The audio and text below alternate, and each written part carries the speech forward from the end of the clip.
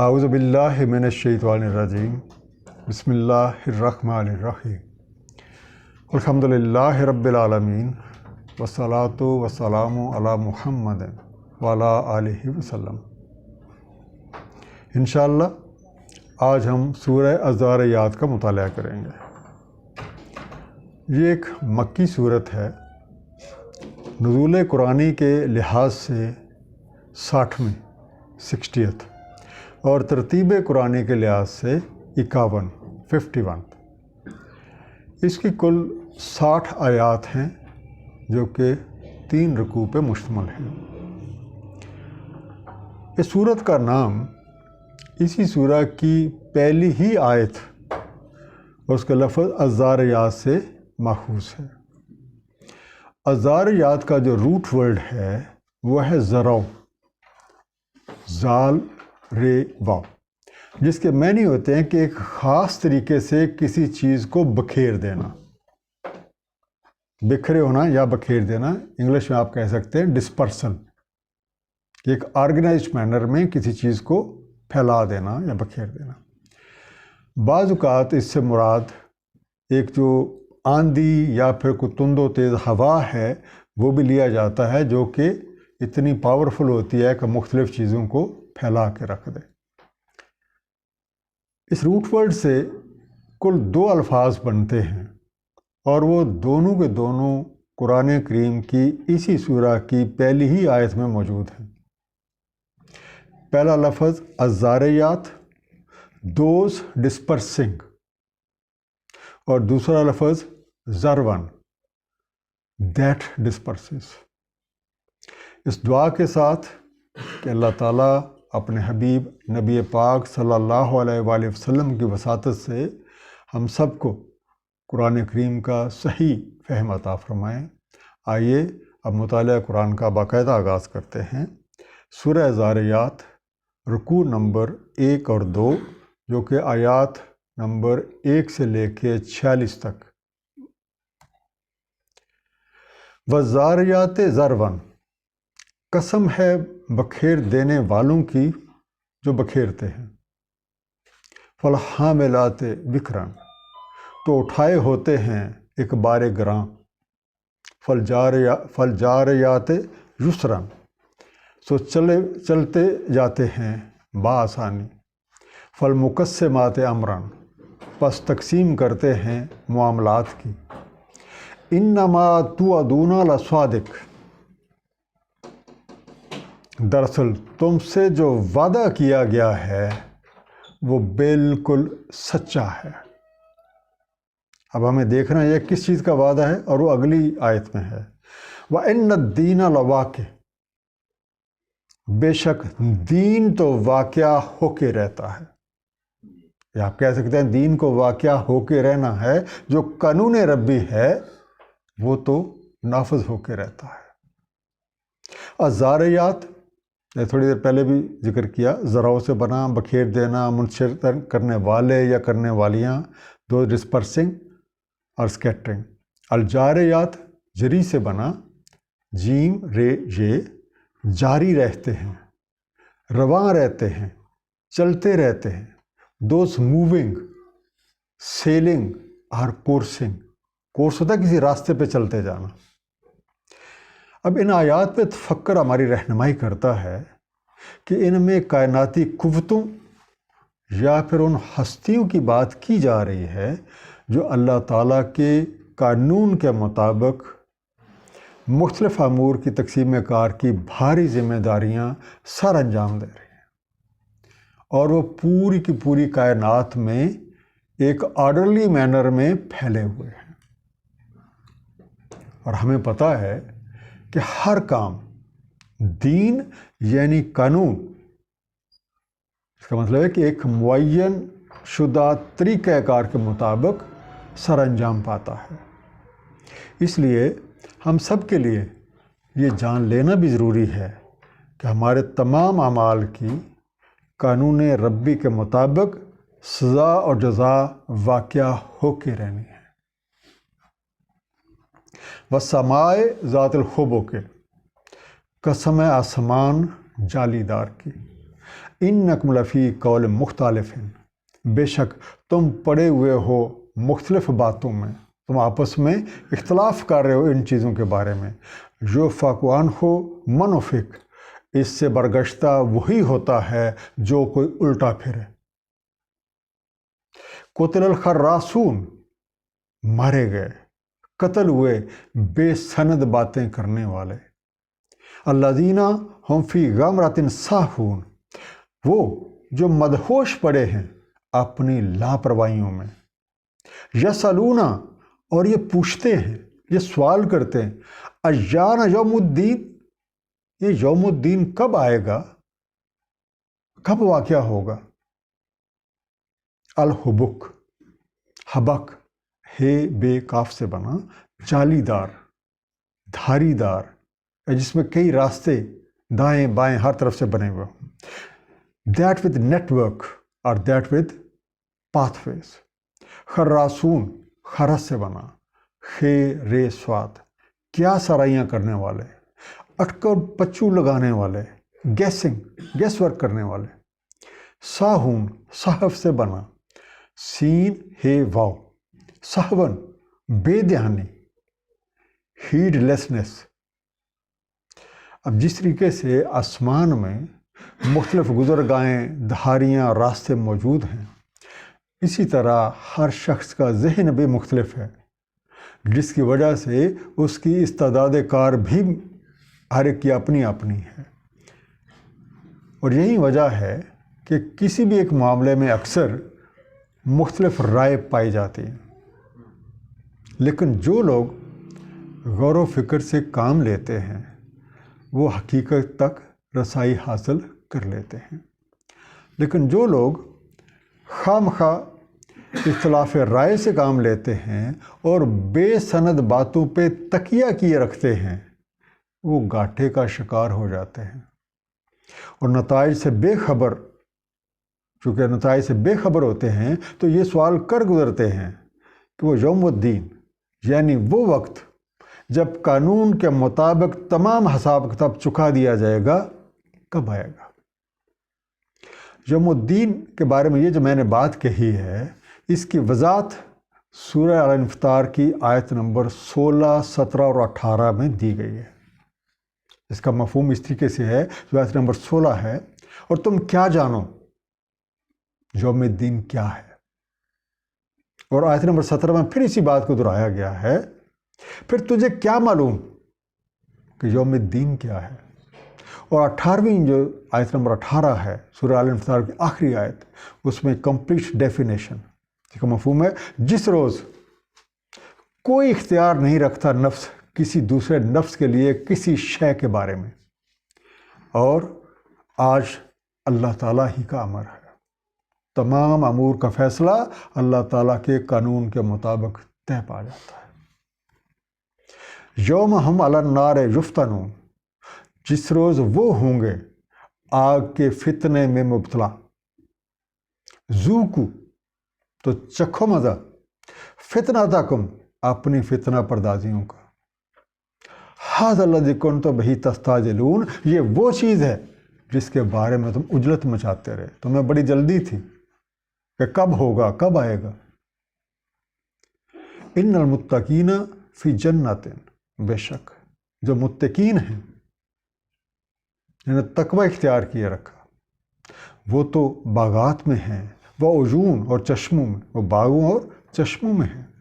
आखिदीना मा अताहुम रब्बुहुम, वो ले रहे हैं जो कुछ भी उनका रब उन्हें दे रहा है, उन्हें अता कर रहा है। इन्नहुम कानू क़ब्ला ज़ालिका मुहसिनीन, क्योंकि वो तो इससे पहले भी साहिब एहसान थे, एहसान किया करते थे। तस्ताजिलून, अजल से बना, ऐन जीम ला, उजलत, ताजील करते थे, जल्दी करते थे, सीकिंग टू हिस्टन।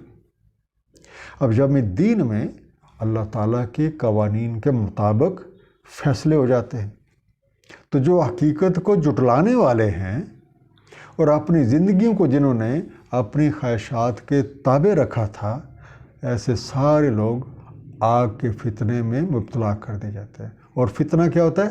सख्त आज़माइश, जिसमें तकलीफ़ पहुंचती है। जबकि جو لوگ حق سے آشنا ہو گئے اور اپنی زندگیوں کو اللہ تعالیٰ اور اس کے رسول کی تعلیمات کے مطابق سنوار لیا، ایسے لوگ اللہ سے بہترین اجر پاتے ہیں۔ اور ان کی طرز زندگی کی وضاحت آیت نمبر 16، 17، 18 اور 19 میں دی گئی ہے۔ جہاں پہ ہمارے سامنے جو آیت نمبر 16 ہے، اس میں جو چیز تھی کہ وہ اپنے معاملات میں احسان کی طرز جو ہے وہ اپنائے رکھتے ہیں۔ کانوا قلیلا من اللیل ما یہجعون، راتوں کو وہ بہت کم سوتے تھے۔ وبالاسحار ہم یستغفرون، اور وقت سحر وہ استغفار کرتے تھے۔ آپ وقت سحر بھی کہہ سکتے ہیں، رات کا پچھلا پہر بھی کہہ سکتے ہیں۔ وفی اموالہم، اور ان کے مالوں میں حق للسائل والمحروم، حق رہتا تھا سائل کے لیے، جو سوال کرتے ہیں ان کے لیے، والمحروم، اور جو محروم ہیں، جو ضرورت مند ہیں، ان کے لیے بھی۔ وفی الارض آیۃ للموقنین، اور زمین میں تو نشانیاں ہیں یقین رکھنے والوں کے لیے۔ وفی انفسکم، اور خود تمہارے اپنے اندر۔ افلا تبصرون، کیا تم دیکھتے نہیں ہو؟ کیا تم غور و فکر نہیں کرتے؟ یہجعون، حجا ہے جیم این سے بنا، وہ سویا کرتے یا سوتے، دے سلیپ اور سلمبر۔ بالاسحار، سحر سے بنا، سین ہے رے، بوقت سحر، سحری کے وقت یا رات کے پچھلے پہر۔ لیکن جب سحری کے لحاظ سے آپ کہیں گے تو پھر آپ کہہ سکتے ہیں ارلی ڈان۔ اب جو حقیقت سے آشنا لوگوں کی ایک نشانی ہمیں آیت نمبر 16 میں ملی تھی کہ وہ ان کی طرز احسان کی ہوتی ہے، اور دوسرا اللہ کی یاد میں محو رہتے ہیں اور راتوں کو بہت کم سوتے ہیں۔ تیسری چیز، رات کے پچھلے پہر کے جو اوقات ہیں، یعنی سحری کو اٹھ کے دن کا آغاز ہی استغفار سے کرتے ہیں۔ اور چوتھی چیز، اپنے مالوں میں ضرورت مندوں کے لیے باقاعدہ ایک حصہ رکھتے ہیں۔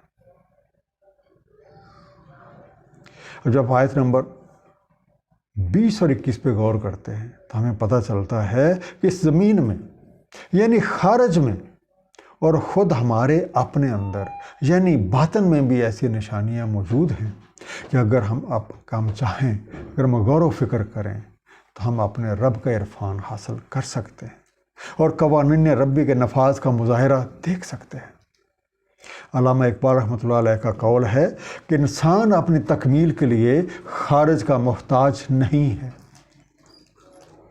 وہ خود اپنا مرکز اور محور ہے، اور اس دنیا رنگ و بو کی معنونیت اس کے وجود سے وابستہ ہے۔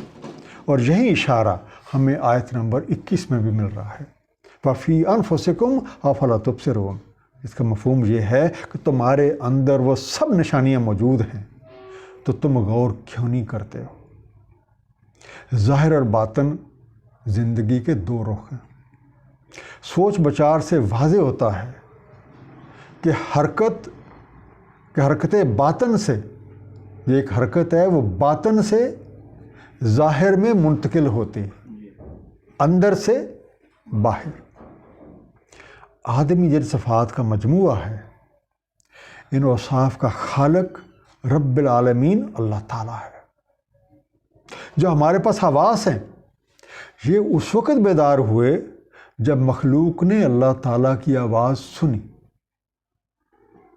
رب کائنات کے صفاتی علوم لامتناہی ہیں، البتہ جن اسماء الہی سے اللہ تعالیٰ نے مخلوق کو متعارف کروایا، وہ سارے کے سارے الستہ بربکم کی آواز میں مخفی ہیں۔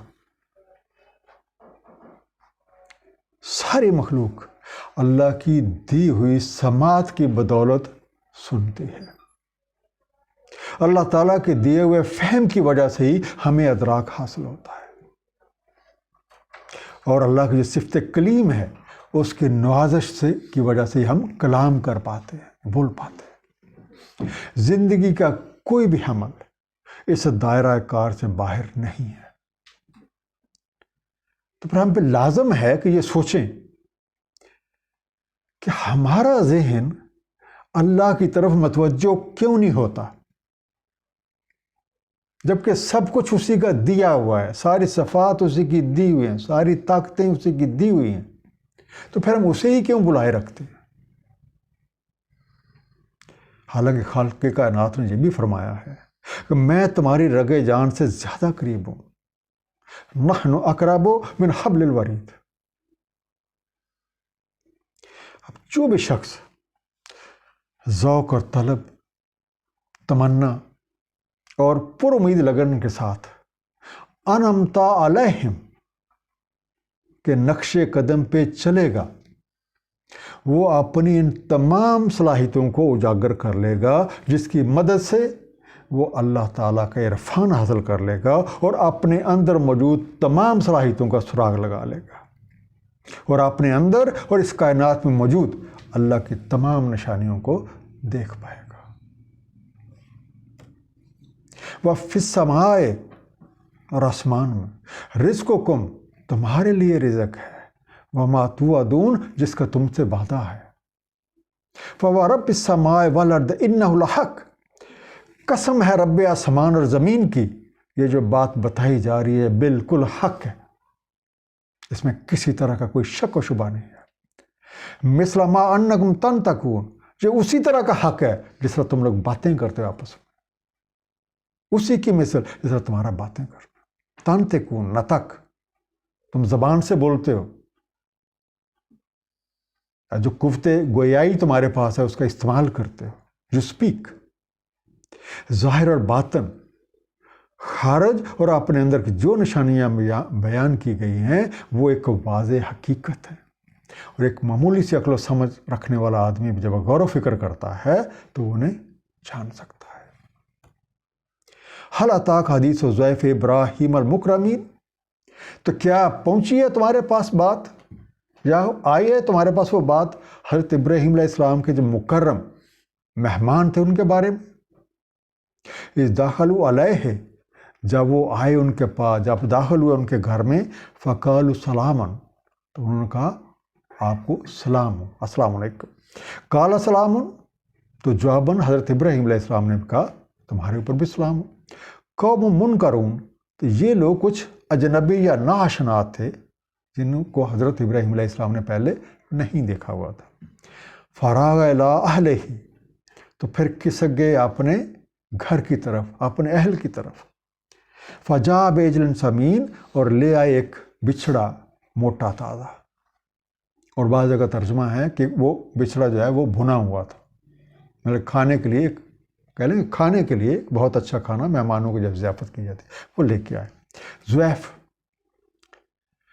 ضیف کا روٹ ہے زواد یہ فے، مہمان یا جس کی ضیافت کی جائے، گیسٹ۔ منکرون، نکر سے بنا، انجانے، اجنبی، انون۔ فراغا، اس کا روٹ ہے راؤ، رے واؤ غین، وہ کھسک گئے یا چپکے سے چلے گئے، ہی سلپڈ، ہری وینٹ۔ سمین، سمن سے بننا، اس کا مطلب ہوتا ہے خوب موٹا تازہ، فربا، اور بعض کو اس سے میننگ جو ہے وہ بھنا ہوا گوشت بھی لیا جاتا ہے، انگلش میں آپ اسے کہیں گے فیٹ۔ فقربہ الیہم، تو جو کھانا لے کے آئے تھے وہ قریب رکھا ان کے لیے۔ کالا، تو پھر کہا الا تاکلون، بھئی تم لوگ کھاتے کیوں نہیں ہو؟ فاوجس منہم خیفہ، تو محسوس کیا ان سے کچھ خوف۔ قالو، وہ بولے لا تخف، آپ کو خوف کرنے کی، آپ کو ڈرنے کی کوئی ضرورت نہیں ہے۔ وبشروہ بغلام علیم، اور انہوں نے بشارت دی سے ایک لڑکے ذی علم کی۔ فاقبلت امرأتہ، تو پھر آگے بڑھی ان کی بیوی، فی سرۃ، چیختی چلاتی، فسکت وجہہا، پس پیٹ لیا اپنا چہرہ یا اپنے چہرے پہ یا منہ ہاتھ مارا۔ وقالت، اور بولی عجوز حکیم، ایک عاجز اور بانجھ، آپ ایک بیٹے کی خوشخبری دے رہے ہیں تو میں اتنی ضعیف ہوں تو میرے بیٹا ہوگا؟ اب ڈیٹیل ہم دیکھتے ہیں۔ فاوجاسا، وجس سے بنا، تو محسوس کیا. دین ہی فیلٹ. امرأتہ میرا سے بنا میم رے الف, تو اس کی بیوی ہز وائف. اکیم اکم سے بنا. بنجر خیر سے خالی, فصل سے خالی, اور انگلش میں آپ کہہ سکتے ہیں بیرن. آیت نمبر 23 کے بعد والی جو آیات ہیں اس میں مذکور حضرت ابراہیم علیہ السلام کے یہ مہمان کچھ خصوصی لوگ, کچھ خصوصی ہستیاں معلوم ہوتی ہیں جو اللہ تعالیٰ کے پیغامات بھی پہنچا رہے ہیں اور اللہ تعالیٰ کے قوانین کو نافذ کرنے پہ مامور ہیں. قرآن کریم کے مطالعہ سے پتہ چلتا ہے کہ یہ جو خوشخبری دی گئی تھی یہ حضرت اسحاق علیہ السلام اور حضرت یعقوب علیہ السلام کے بارے میں تھی. حضرت اسحاق علیہ السلام بیٹے تھے اور یعقوب علیہ السلام پوتے تھے. اور جب یہ خوشخبری دی گئی تو اس وقت حضرت ابراہیم علیہ السلام کی عمر 90 سال سے زیادہ تھی, اور ان کی بیوی جو ہیں, یہ جو پہلی بیوی تھیں, ان سے کوئی اولاد نہیں تھی. اب اس بات کی جو ہمیں کچھ تفصیل ہے وہ سورہ ہود کی آیت نمبر 69 سے 74, 69 سے 74 جو ہے اس میں سے ملتی ہے. کا مفہوم کچھ اس طریقے سے ہے, اور تحقیق آئے ہمارے بھیجے ہوئے ابراہیم علیہ السلام کے پاس خوشخبری کے ساتھ, کہا سلام ہو, تو انہوں نے جواباً کہا سلام. پھر نہ دیر کی اور لے آیا ایک بچھڑا بنا ہوا. پھر جو دیکھا کہ ان کے ہاتھ نہیں بڑھ رہے اس کی طرف, اجنبی جانا انہیں اور محسوس کیا ان سے خوف. وہ بولے مت خوف کیجئے, بے شک ہمیں بھیجا گیا ہے قوم لوط کی طرف. اور آپ کی بیوی کھڑی تھی, تب وہ ہنستی. تو ہم نے بشارت دی اسے اسحاق علیہ السلام کی, اور اسحاق علیہ السلام کے پیچھے یعقوب علیہ السلام کی. کہنے لگی وائے افسوس مجھ کو, کیا میرے ہاں اولاد ہوگی؟ میں خود بوڑھی اور میرا یہ خامند بھی بڑی عمر کا. بے شک یہ تو ایک بڑی عجیب بات ہے. وہ بولے کیا تمہیں تعجب ہے اللہ کے امر سے؟ اللہ کی رحمت اور برکات ہیں تم پہ اے اہل بیت. بے شک وہ ہے لائق حمد, بزرگی والا. تو جب جاتی رہی گھبراہٹ ابراہیم علیہ السلام کی اور مل گئی انہیں خوشخبری, تو کہنے سننے لگے قوم لوط کے بارے میں. اب بات آگے چل رہی ہے کہ جب حضرت ابراہیم علیہ السلام کی بیوی نے ایک تعجب کا اظہار کیا تو انہوں نے جو آئے ہوئے تھے وہ خصوصی ہستیاں تھیں, کیا جواب دیا؟ قالوا کذالک, وہ بولے بالکل اسی طرح سے جو آپ لوگ ہیں, بالکل اسی طریقے سے. قال ربک, فرمایا ہے تمہارے رب نے, جو پیغام ہم نے پہنچایا ہے بالکل یہی کچھ آپ کے رب نے پیغام دیا ہے. انہ هو الحکیم العلیم, بے شک وہ تو ہے حکمت والا, علم رکھنے والا. قال فما خطبکم ایھا المرسلون, اب ایسے لگے یہ حضرت ابراہیم علیہ السلام کا کلام ہے, تو کیا ماجرا ہے تمہارا بھیجے ہوئے, کہ تم کس مہم پہ ہو, کس مشن پہ آئے ہو؟ قالوا, وہ بولے انا ارسلنا الی قوم مجرمین, دراصل ہم بھیجے گئے ہیں ایک مجرموں کی قوم کی طرف. خطبکم, خطب سے بنا, خے توئے بے, تمہاری مہم, تمہارے مخاطب کون ہیں, تمہارا مطلب یا مقصد کیا ہے؟ یور کیس اور یور بزنس,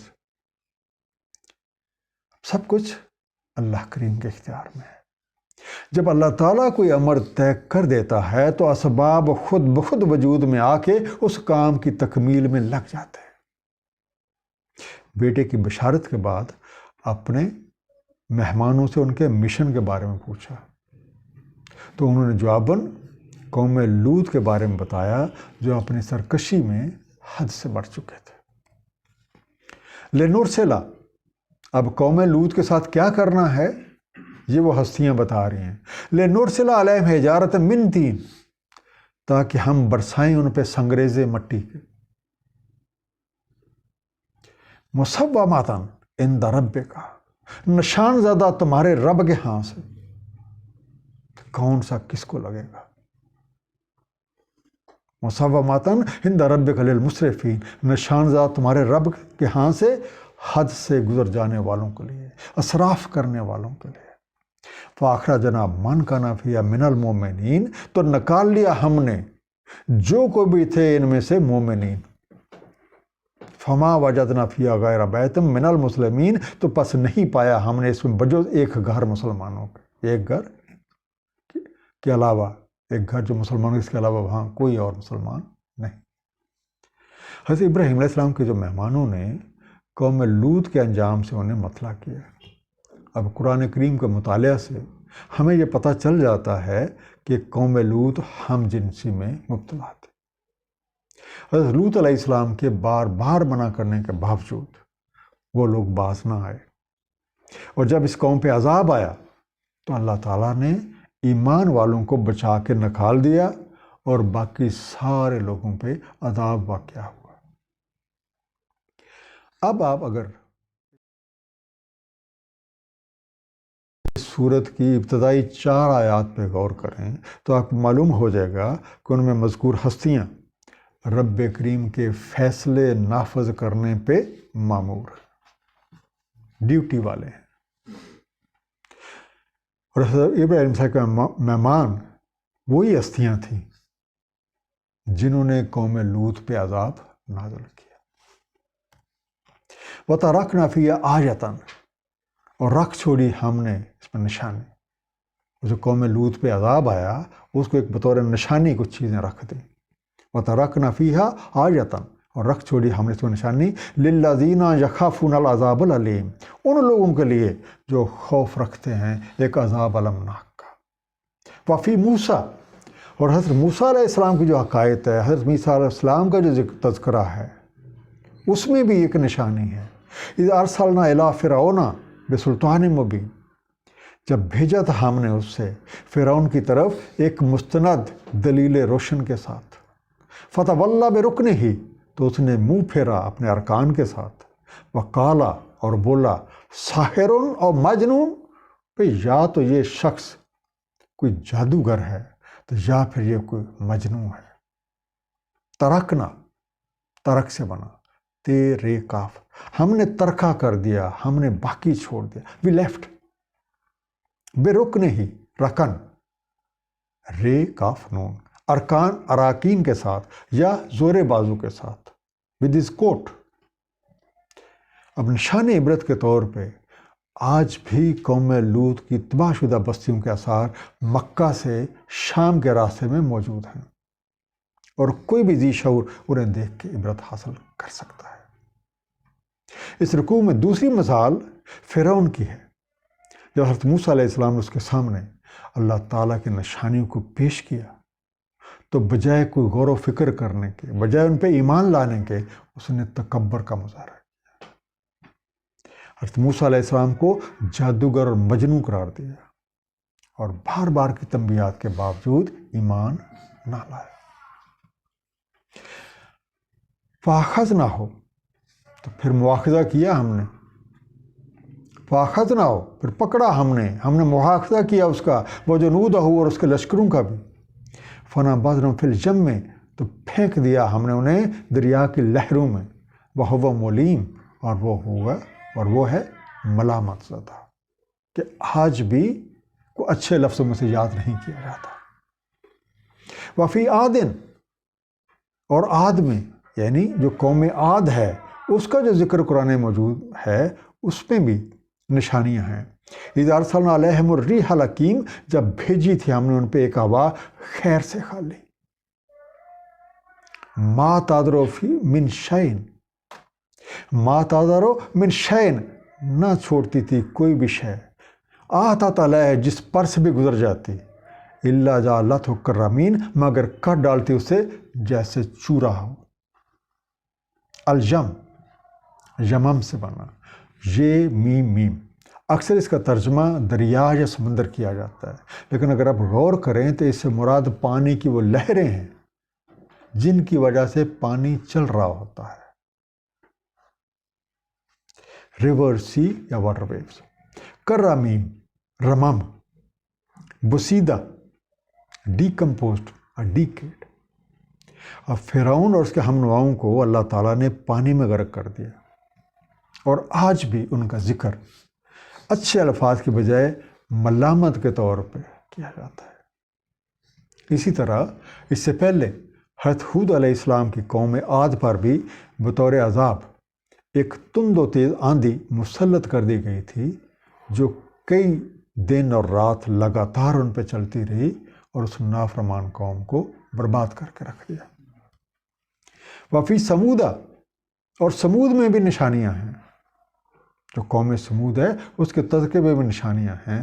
اذ قیل لہم، جب ان سے کہہ دیا گیا، تمتعوا حتی حین، فائدہ اٹھا لو ایک مدت تک، جو تمہیں نعمتیں، جو تمہیں صلاحیتیں دی گئی ہیں، کچھ دن مزے کر لو ان سے۔ فآتوا عن امر ربہم، تو پس سرکشی کی انہوں نے اپنے رب کے امر سے۔ فاخذتہم الصاعقہ، تو آ لیا انہیں ایک کڑک نے، وہم ینظرون، اور وہ رہ کے دیکھتے۔ فما استطاعوا من قیام، تو پس نہ ہوئی انہیں استطاعت کہ کھڑے ہو سکے، وما کانوا منتصرین، اور نہ ہوا کہ اپنی ہی نصرت کر سکے۔ وقوم نوح من قبل، اور اس سے پہلے قوم نوح بھی، انہم کانوا قوما فاسقین، کیونکہ وہ تھی قوم فاسقوں کی۔ فآتوا، اتوا سے بنا این تے واؤ، انہوں نے حدیں پھلانگ ڈالی۔ they exceeded, they trespassed۔ قوم عاد کے بعد قوم سمود کو عروج حاصل ہوا تھا۔ جب تک وہ نبیوں اور رسولوں کے تعلیمات کے مطابق چلتے رہے تو عزت، وقار، خوشحالی ان کے ہم قدم رہے، لیکن آہستہ آہستہ وہ اللہ تعالیٰ کی راہ سے دور ہوتے گئے۔ اس قوم میں حضرت صالح علیہ السلام کو مبعوث کیا گیا، اور انہوں نے اپنی قوم کو اللہ تعالیٰ کی راہ کی طرف بلایا، لیکن اکثریت نے انکار کیا، تو نتیجتاً ایک کڑکدار آواز کے ساتھ ہلاک کر دیا گیا۔ اور اس سے بھی پہلے حضرت نوح علیہ السلام کی قوم کو ہلاک کیا گیا۔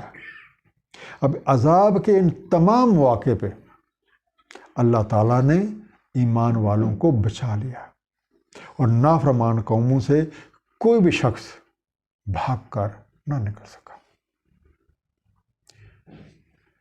مختصر سا خلاصہ ان دونوں رکوع کا، اللہ تعالیٰ نے اس کائنات کو تخلیق کیا ہے، اور اس کے معاملات کو چلانے کے لیے ایک احسن انتظام ترتیب دے رکھا ہے۔ ہم سب لوگ اللہ تعالیٰ کی ایک بہترین تخلیق ہیں، اور ہمیں سب مخلوقات سے زیادہ صلاحیتیں حاصل ہیں۔